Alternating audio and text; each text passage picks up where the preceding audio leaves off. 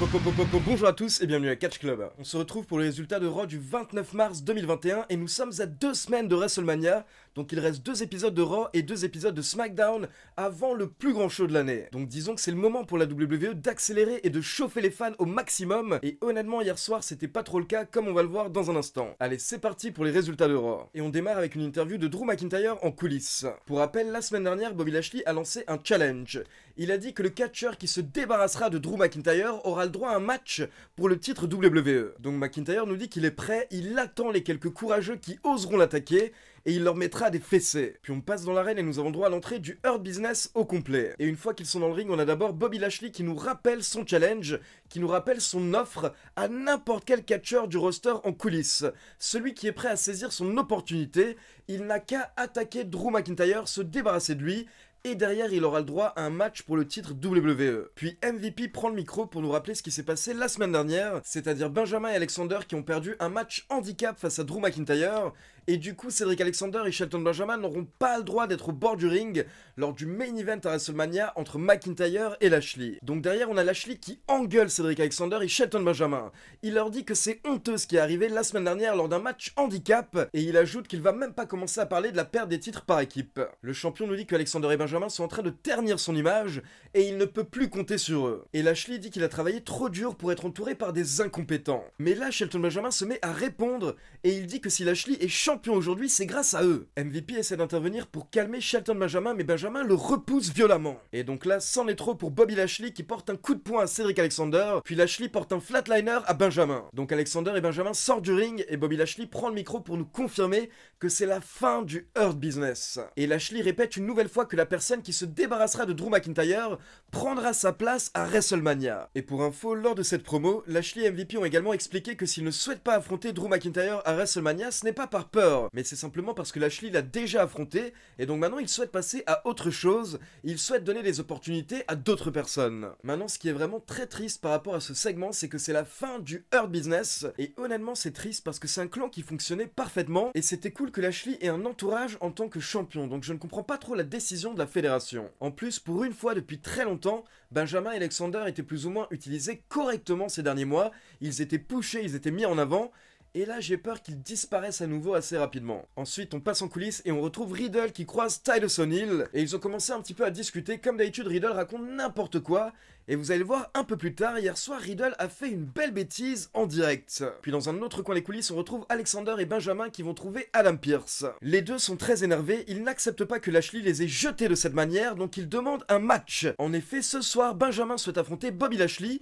et la semaine prochaine c'est Cedric Alexander qui souhaite affronter le champion WWE. On enchaîne ensuite avec le premier match de la soirée, Riddle contre Sheamus, dans un match qui n'était pas pour le titre US. Et heureusement pour Riddle que le titre n'était pas en jeu, car au final Sheamus lui porte un énorme coup de genou pour la victoire. Donc Sheamus bat le champion US en titre de manière totalement clean, et ça n'a pas plu à Riddle qui a attaqué Sheamus après le match. En effet, après le match, Sheamus est en train de célébrer sur les cordes, mais là Riddle l'a poussé vers l'extérieur du ring, et Riddle a dit qu'il va s'occuper de lui. Puis on repasse en coulisses et on trouve Drew McIntyre. McIntyre qui est pas forcément très bien, car forcément il attend de se faire attaquer à tout moment. Et là il tombe sur AJ Styles et Omos. McIntyre dit que AJ Styles est le genre de catcheur qui pourrait accepter le challenge de Bobby Lashley, car forcément AJ Styles rêve d'un match pour le titre à WrestleMania. Mais AJ Styles explique qu'actuellement Omos et lui sont concentrés sur les titres par équipe. Mais AJ Styles ajoute qu'il est sûr qu'il recroisera Drew McIntyre prochainement. Donc peut-être une petite rivalité entre les deux après WrestleMania. Ensuite on retrouve Elias, Jackson Ryker et Shane McMahon dans le ring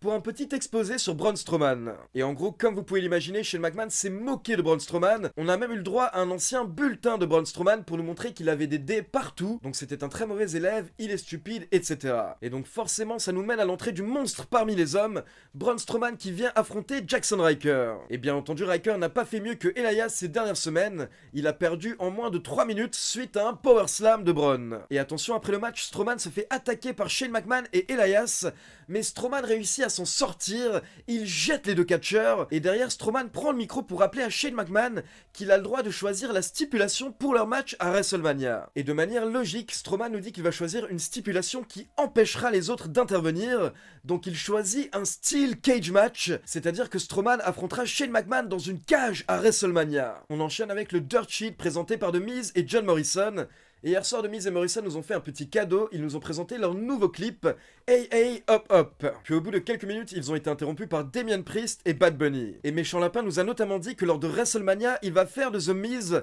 sa bitch. Du coup, The Miz et Morrison sont sortis du ring pour aller confronter Damien Priest et Bad Bunny. Et The Miz a demandé à Damien Priest s'il va encore protéger Méchant Lapin.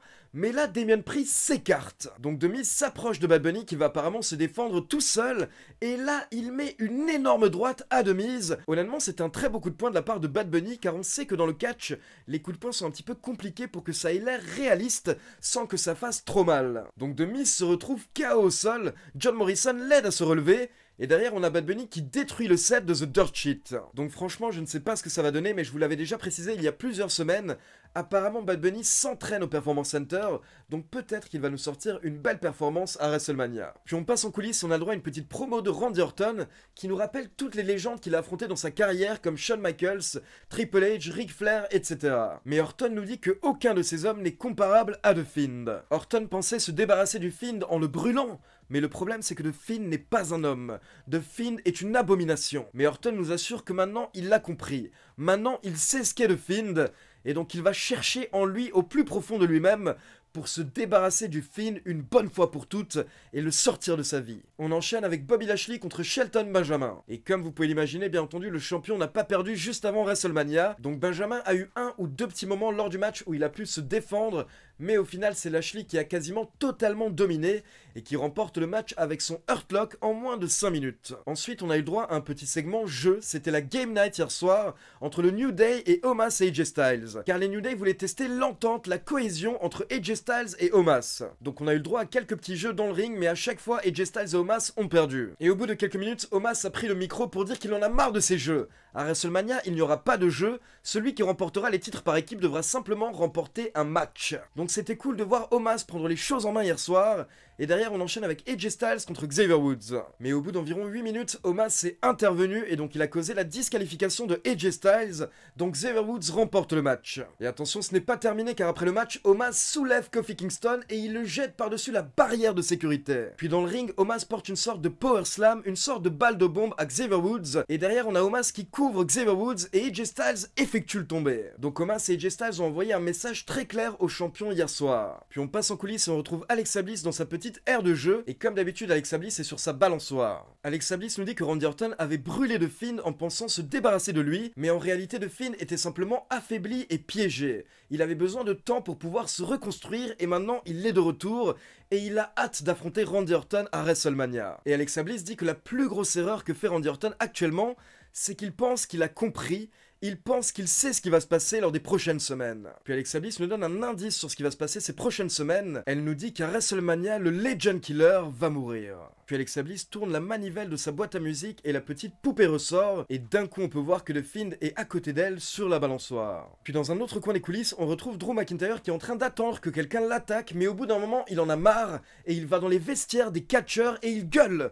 Drew McIntyre dit qu'à son époque, s'il y avait une opportunité pour un match à WrestleMania, n'importe qui l'aurait prise. Et là, il ne comprend pas pourquoi est-ce que tous ces catcheurs qui sont en coulisses ne saisissent pas cette opportunité. Pourquoi est-ce que personne ne vient l'attaquer ou le confronter? McIntyre se retrouve face à face avec Strowman, mais Strowman explique qu'actuellement il se concentre sur Shane McMahon. Puis McIntyre essaie de motiver Humberto Carrillo et il le jette à travers les vestiaires. Ensuite il va confronter Riddle, mais Riddle explique qu'il a déjà assez de choses à faire avec Sheamus. Et là d'un coup on a Angel Garza qui essaye d'attaquer McIntyre, mais il se fait jeter à travers les vestiaires également. Puis McIntyre va voir Drew Gulak, il lui dit d'être un homme, et là d'un coup il lui met un coup de tête. Et finalement McIntyre se retrouve face à Ricochet. Et Ricochet dit à McIntyre qu'ils se connaissent depuis très longtemps, donc McIntyre devrait savoir que s'il cherche une bagarre, Ricochet ne dira jamais non. Et du coup McIntyre est satisfait et il donne rendez-vous à Ricochet dans le ring. Mais d'abord on enchaîne avec Shayna Baszler accompagné par Nia Jax et Reginald contre Naomi accompagnée par Lana. Et pour info, lors du match, Mandy Rose et Dana Brooke étaient aux commentaires. Et justement à la fin ça a commencé à s'embrouiller à l'extérieur du ring,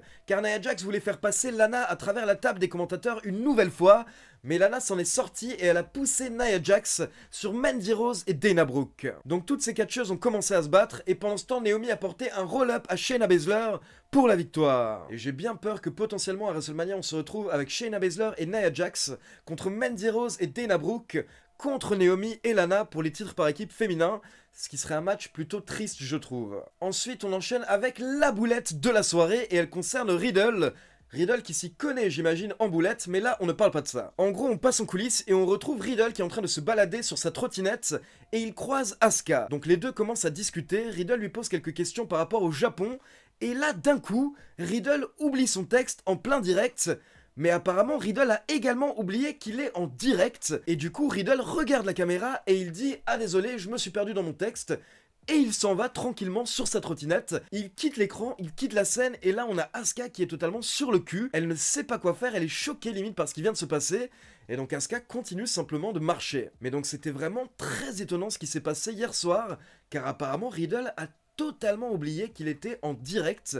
Il pensait peut-être que le show était enregistré, car pour info, le Raw de la semaine prochaine sera enregistré. Mais bon, bro, peut-être que avant le show...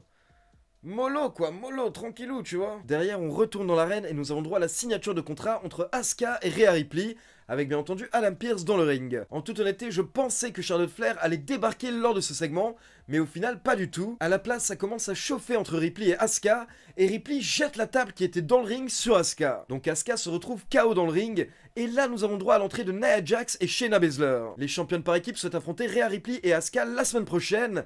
Asuka est toujours KO, donc elle comprend pas trop ce qui se passe, mais Rhea Ripley accepte le défi. Donc en gros, la semaine prochaine, on va avoir un petit peu un match où il faudra voir si Asuka et Rhea Ripley vont réussir à coexister. C'est exactement ce qu'on vient d'avoir du côté de SmackDown avec Sasha Banks et Bianca Belair. On enchaîne ensuite avec Drew McIntyre contre Ricochet. Et bien entendu, comme vous pouvez l'imaginer, c'est McIntyre qui a remporté le match assez facilement, en environ 3 minutes avec un Claymore Kick. Mais attention, après le match, on a Mustafa Ali qui attaque Drew McIntyre. Ali va essayer de se débarrasser de McIntyre pour prendre sa place à WrestleMania 37 face à Lashley. Mais malheureusement pour l'ancien leader de Rétribution, c'est bien Drew McIntyre qui a encore une fois remporté ce match avec un nouveau Claymore Kick. Et après le match, McIntyre prend le micro pour envoyer un message à Lashley. McIntyre dit qu'au lieu d'envoyer d'autres catcheurs, Lashley devrait venir faire le travail lui-même. Et au final, le champion fait son entrée, il monte sur le ring et il confronte McIntyre. Les deux catcheurs s'échangent quelques mots par rapport à leur match à WrestleMania, puis McIntyre porte son Glasgow Kiss à Bobby Lashley. Donc Bobby Lashley sort du ring, mais derrière nous avons droit à l'apparition de King Corbin. King Corbin, un catcheur de SmackDown, je le rappelle, qui sort de nulle part pour attaquer Drew McIntyre.